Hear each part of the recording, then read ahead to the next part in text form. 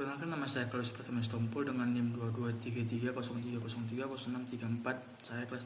Saya kelas 7 pagi E. Di sini saya akan buat video tentang menjawab soal UTS penjamin kualitas perangkat lunak. Di sini soal yang saya ambil itu studi kasus 3, yaitu tentang sistem pembayaran kantin digital. Saya akan langsung jawab saja. Yang pertama itu untuk sistem pembayaran kantin digital yang digunakan oleh mahasiswa untuk membeli makanan dan minuman dengan cara scan QR, di mana dalam sistem perangkat lunak tersebut ada data mahasiswa dan saldo uang. Maka aspek kualitas yang sangat penting adalah seperti keamanan, kecepatan sistem, dan kemudahan pengguna. Keamanan sangat penting dan harus dilibatkan dalam sistem pembayaran kantin digital ini. Jadi setiap mahasiswa harus menggunakan password yang perlu dienkripsi agar tidak ada kebocoran data dan pencurian saldo uang.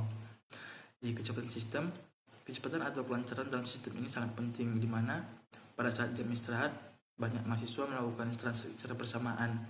Di saat itulah kecepatan sistem ini sangat diperlukan agar mahasiswa tidak kesulitan dalam melakukan transaksi dan tidak terjadi antrian panjang.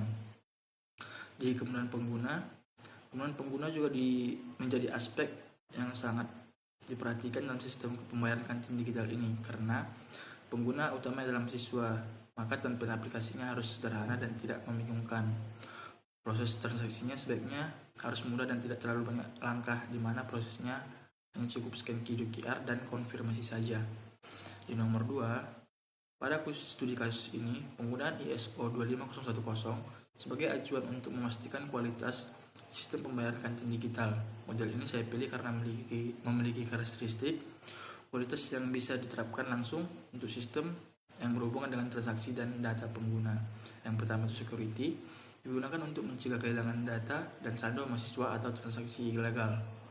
Yang kedua itu performa, digunakan untuk memperlancar transaksi oleh mahasiswa dan tidak menghambat antrian di kantin. Yang ketiga itu usability, digunakan untuk memastikan tampilan aplikasi yang tidak membingungkan dan dengan mudah digunakan mahasiswa.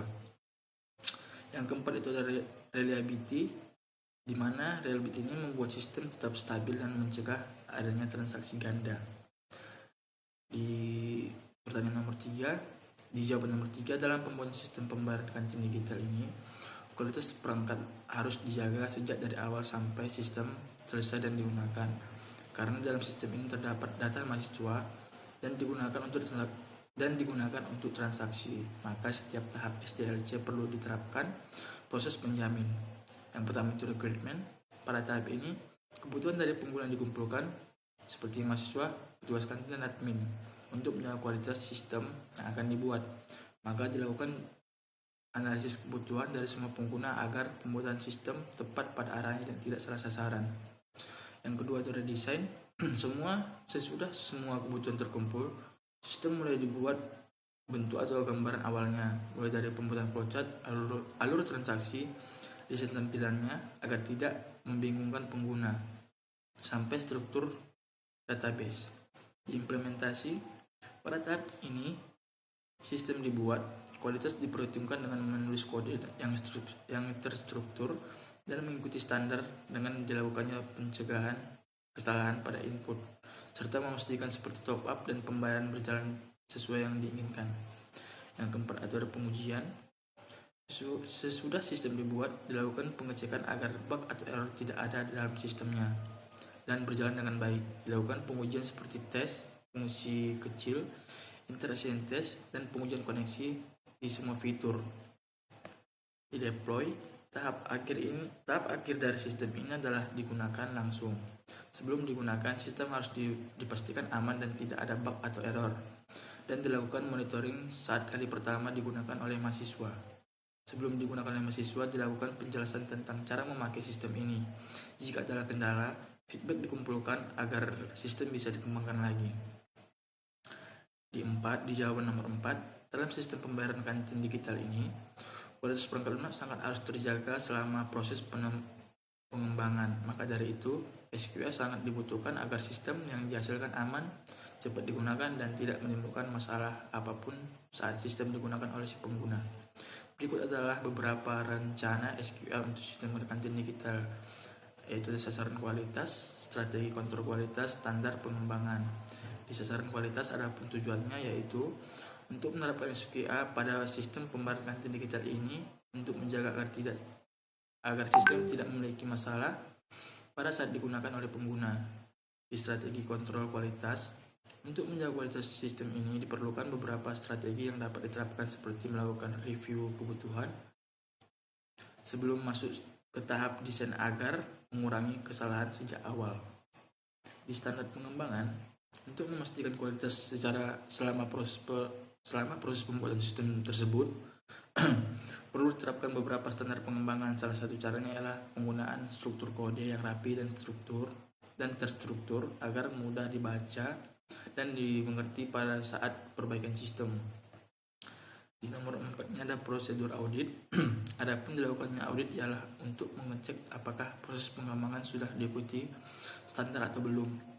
Proses ini dapat dioperasikan dengan cara memeriksa dokumen requirement, hasil desain, kode program yang sudah dibuat.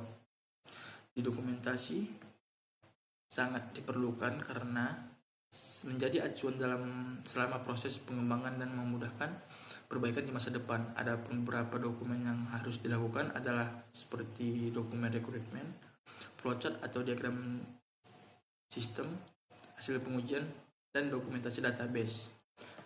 Jawaban nomor 5, verifikasi. Adapun dilakukannya verifikasi untuk memastikan bahwa proses pengembangan sistem sudah mengikuti requirement yang diberikan. Pada tahap ini dilakukan pengecekan secara berkala guna untuk kebutuhan sistem dan konfirmasi pada semua pengguna agar tidak ada kesalahpahaman. Di validasi dilakukan untuk mengecek apakah sistem benar-benar sesuai dengan kebutuhan pengguna dan bisa dipakai dengan baik.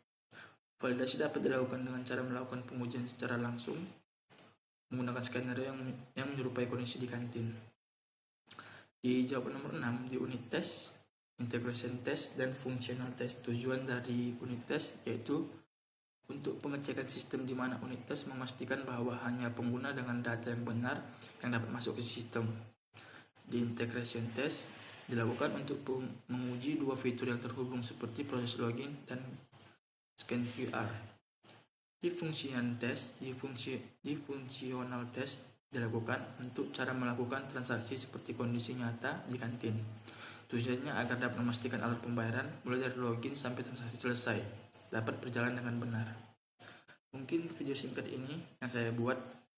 Saya Clarus Pratama Sitompul. Terima kasih.